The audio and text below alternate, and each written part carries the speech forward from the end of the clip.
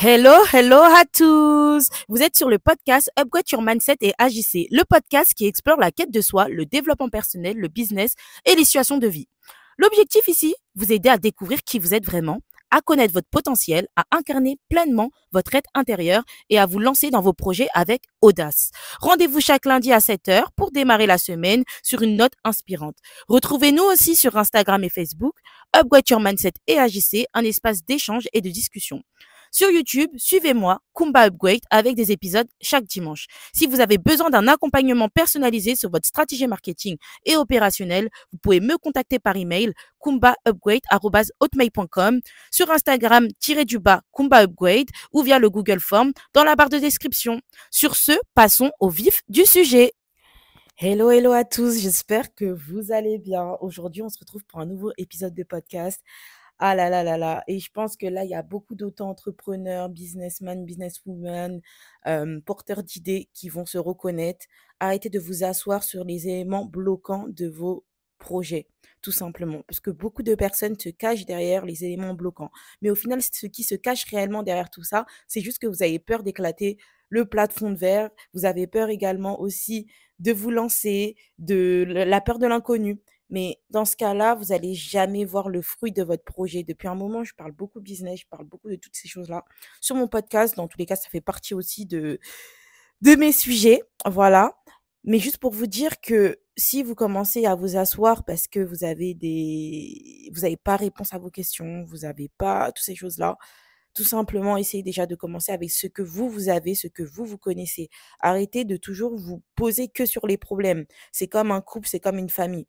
Si à chaque fois vous vous posez que sur les problèmes et pas sur le positif ou ce que vous pouvez faire là maintenant, ça va jamais s'arranger et vous allez jamais vous lancer. Tout simplement parce que dans la vie, faut pas toujours que se poser sur les problèmes. Il y a plein d'autres choses qui sont très bien qui se passent ou que vous pouvez faire. Et si vous vous bloquez directement sur des choses, à un moment donné, il va falloir aussi changer les choses. Si ce chemin-là, il est bloqué, tu changes de chemin, tu changes de trajectoire, mais tu vas toujours au même endroit, tout simplement. Simplifier les choses. Je sais que quand on est auto-entrepreneur et surtout on fait plein de choses de manière autodidacte, de nous-mêmes, etc., on voit les choses en grand, déjà pour commencer. Et après, on se rend compte qu'en fait, on n'a peut-être pas les éléments techniques pour pouvoir le faire. Donc, soit tu as les moyens, tu sous-traites et tu accompagnes la personne comme ça, toi-même tu te formes, ou soit tu décides de simplifier les choses et foncer. Je vous jure, il n'y a pas plus simple que foncer et simplifier les choses. Parfois, on a envie de faire 10 000 choses à la fois, mais ça ne va pas être possible. Et en fait, à mi-chemin, vous allez vous rendre compte, mais en fait, là, ça va être un poids pour moi de lancer telle chose en même temps. Non, ça va pas être possible. C'est pareil que une personne qui a envie de faire plein d'activités dans sa vie. Ah, là, elle a blindé sa semaine avec 10 activités. Ça va pas être possible. En fait, faut toujours avoir cette satisfaction et ce plaisir de faire les choses et pas vouloir faire les choses par dépit, par stress, par j'ai un calendrier à suivre. Ce calendrier, ok, tu vas tout suivre, etc. Mais on va te retrouver comment à la fin de l'année, à la fin de ce projet? Désarmé, complètement épuisé, parce que tu t'appuies que par rapport à ton calendrier. C'est pour ça que dans la méthode SMART, il faut que tout soit timé et mesuré et possible. On peut pas partir sur des idées impossibles. Parce que déjà, dans la vie, de plus en plus, quand on connaît notre valeur, on connaît notre potentiel, on devient de plus en plus exigeant naturellement avec nous-mêmes. Ça veut dire que tu vas être déçu, tout simplement parce que tu n'as pas réussi tes objectifs.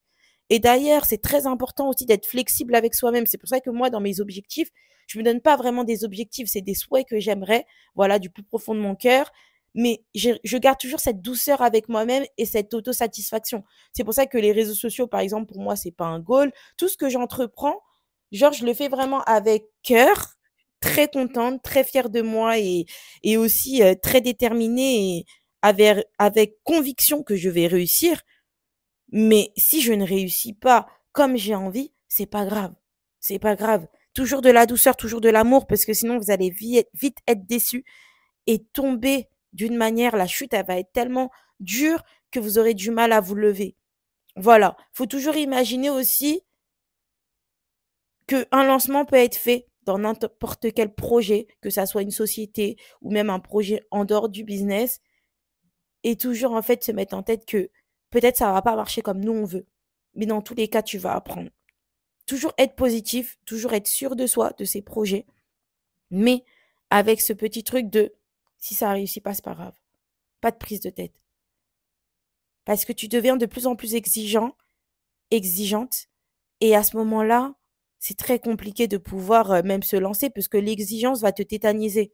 L'exigence, ça tétanise. C'est comme être une personne perfectionniste, ça tétanise plus qu'autre chose. Alors que quand dans ta tête, tu te dis, bon, je suis vraiment à fond, j'ai mis tous les mécanismes pour que ça fonctionne, j'ai fait des stratégies, j'ai fait tout ce qu'il fallait, voilà. Mais par contre, si ça marche pas, c'est pas grave. Si ça marche pas comme j'ai pas envie, comme je voulais, c'est pas grave. C'est pas grave. Au moins, je suis allée jusqu'au bout. Et au fur et à mesure des projets, tu vas voir, ça va te perfectionner. Je dis pas qu'il faut pas préparer ses projets. Faut préparer, faut se préparer. T'as pas le choix. Sinon tu vas dans la vie, tu avances dans la vie en étant déjà perdant. Le but, c'est pas juste de se lancer dans ses projets, de se lancer dans ce qu'on a envie et d'être ce qu'on veut. C'est pas ça. C'est quand même de réussir ce qu'on veut. Vous voyez ce que je veux dire? Et quelle est ta définition de la réussite? C'est bien ça, la question. C'est petit à petit, la vie, on avance. Mais en tout cas, juste te poser sur j'ai peur de me lancer, j'arrive pas à faire ci, il y a ça qui bloque, trouve des solutions. Arrête de te poser sur les problèmes, arrête de t'asseoir sur les problèmes.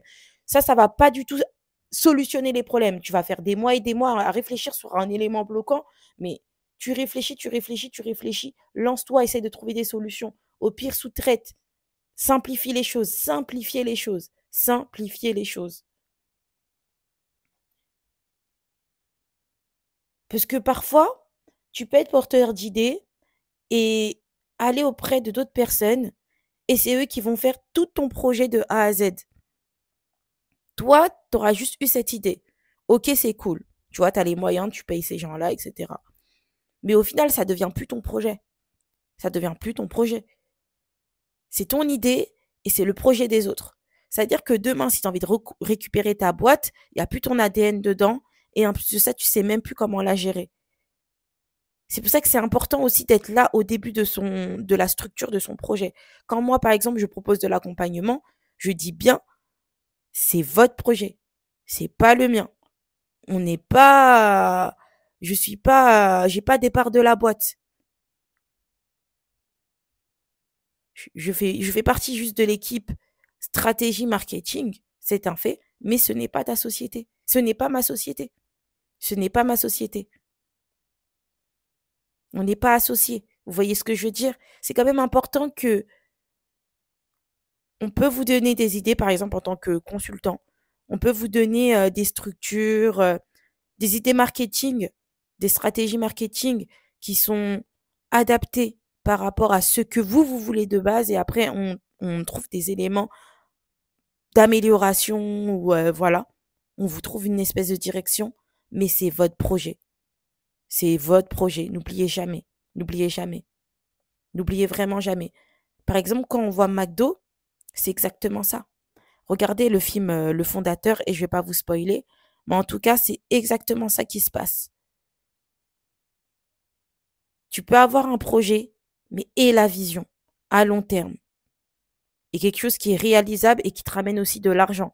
Quand tu as une entreprise, tu n'es pas bénévole. Ton entreprise doit te ramener de l'argent. Ton entreprise doit te ramener de l'argent. Elle ne doit pas juste être rentable. Avec la rentabilité, c'est compliqué d'exceller tout simplement parce que tu n'as pas d'argent pour réinjecter. Réinjecter dans la boîte, dans les fonds. Réinjecter pour améliorer. Les axes d'amélioration, c'est un coût. Quand on voit les sociétés d'aujourd'hui, la plupart des entreprises que vous voyez, pourquoi elles sont en plan de réorganisation?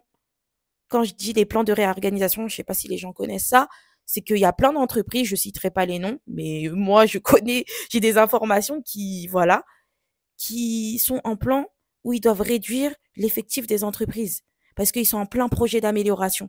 Et les projets, c'est de l'investissement, c'est de l'argent. Et quand tu réinvestis, il y a des nouvelles équipes, des ingénieurs informatiques, surtout actuellement, on est en plein dedans, dans l'IA, l'intelligence artificielle, on est dans tout ce qui est automatisation, digitalisation, toutes ces choses-là, c'est un coût et c'est des professions qui ne sont pas forcément directement dans la société, c'est-à-dire qu'ils doivent embaucher. Et ces gens-là coûtent cher. Ce sont des freelances, ce sont des gens, des pièces rares. Donc, du coup, ça coûte plus cher. Donc, si tu as une société, tu as envie d'exceller, tu as envie d'améliorer, tu es obligé d'avoir un business qui fructue, qui est fructueux, qui apporte de l'argent et pas juste rentable. Comme ça, tu pourras améliorer ton site internet en prenant par exemple un ingénieur informatique. Voilà. Tu pourras faire quoi d'autre? Tu pourras améliorer tes packaging, tu pourras améliorer ton produit, tu pourras ouvrir d'autres lignes. Tu pourras proposer de nouvelles choses. Vous voyez ce que je veux dire? C'est pour ça que c'est important aussi de bien réfléchir sur la fixation de son prix, du service ou du produit. C'est très important. Réduire les coûts de production. Réduire les coûts de, de réapprovisionnement. Par exemple, quand on propose un service, désolé, mais il y a des coûts qui sont présents. Peut-être que quand on va dans des ateliers, quand on va dans des événements, quand on va dans des prestations de services, on ne se rend pas forcément compte, mais il y a beaucoup de coûts. Et quand on dit réduire les coûts, c'est pas forcément en réduisant la qualité. C'est pour ça que c'est important parfois de faire appel à des sourceurs, des personnes qui sont dans le sourcing. Parce que ces gens-là, ils savent négocier avec les fournisseurs. Ils ont des agents sur place qui se déplacent, qui peuvent aussi vous éviter de faire des investissements à perte.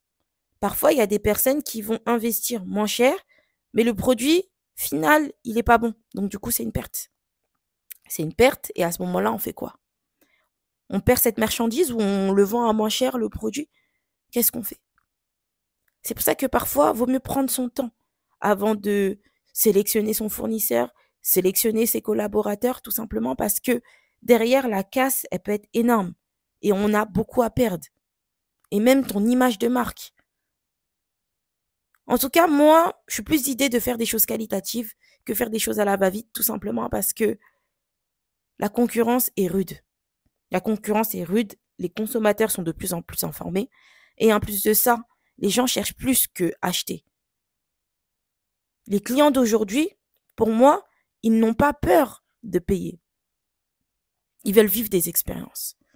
Faut pas oublier que on a eu le Covid, on a eu des confinements, les gens ont peur de mourir. Les gens ont envie de vivre au maximum leur vie. C'est-à-dire qu'il y a des personnes, même, ils ont décidé de faire le choix de vivre leur vie sous endettement. Parce que ils se disent, autant vivre, autant vivre. C'est leur choix. C'est leur choix. On n'est pas là pour juger les gens. Juste pour vous dire que les gens ont envie de vivre des moments de qualité et ont envie de vivre des expériences mémorables. Vous pensez que les situations géopolitiques, les situations sanitaires et tout ce qui s'ensuit, ça n'a pas un impact sur nous? On est tous impactés. Et toutes ces choses-là, c'est aussi dans l'analyse marketing, c'est aussi dans les études de marché, dans le marketing, on fait de la sociologie, on fait de la psychologie. Beaucoup de personnes maintenant cherchent à savoir quels sont les mécanismes qui déclenchent le sentiment d'achat pour le client, qui concluent des ventes. Toutes ces choses-là sont réfléchies. Donc, réfléchissez aussi. Réfléchissez sur le moindre détail de chaque chose. Chaque détail compte. C'est très important. Juste pour vous dire que toutes ces choses-là, c'est des choses à réfléchir, mais c'est pas censé être des éléments bloquants pour vos projets. Prendre tout ça en compte, justement, va débloquer votre situation, va débloquer vos plafonds de verre, va débloquer vos lancements. C'est-à-dire que quand vous allez vous lancer, ça va être des sociétés, des projets gagnants. Des projets gagnants, parce que vous aurez réfléchi pas comme tout le monde. C'est pas parce que vous êtes dans un marché que vous devez faire comme tout le monde. Vous devez faire comme la masse. Vous faites comme la masse, ok. Vous voulez suivre. Ces gens-là, ils ont quel résultat? Vous aurez le même résultat que ces gens-là. Allez vers des stratégies gagnantes, ce qui marche le mieux. On va pas réinventer la roue. C'est-à-dire que Ok, tu veux faire des choses innovantes, mais prends les codes des choses qui marchent. Prends les codes des choses qui marchent actuellement sur le marché. C'est très important, les gars. En tout cas, tout ça pour vous dire que rien ne doit être des éléments bloquants. Tout doit être des éléments, des situations où vous devez trouver des solutions. Vous devez trouver des solutions et pas être bloqué. Regardez plus loin. Trouvez des solutions. Simplifiez les choses. Avancez. Posez des questions. Ouvrez votre esprit. Sortez dehors. Rencontrez du monde. Sortez de votre zone de confort. Sortez de votre zone de confort. C'est pas évident, mais faites-le. Faites-le. Je vais vous laisser et on se retrouve lundi prochain à 7 h. J'espère que cet épisode de podcast vous aura plu. Bisous, bye.